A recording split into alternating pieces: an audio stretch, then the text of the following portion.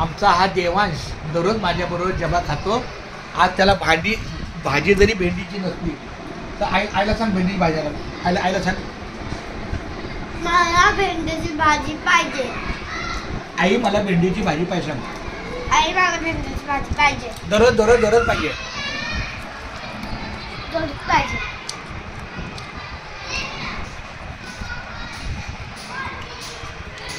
माझं बाळ माझ्याबरोबर दररोज डबा खातं. दररोज तुला सरांबरोबर डबा खायला बरं वाटतं? आवडतं? मग तू सगळी भाजी खातो? मग भेंडीच का मागतो? कारण भेंडी भाजी फेवरेट आहे. आईच्या बास. तू आता थोडा मोठा झाला. आम्ही बघ असं चावतो.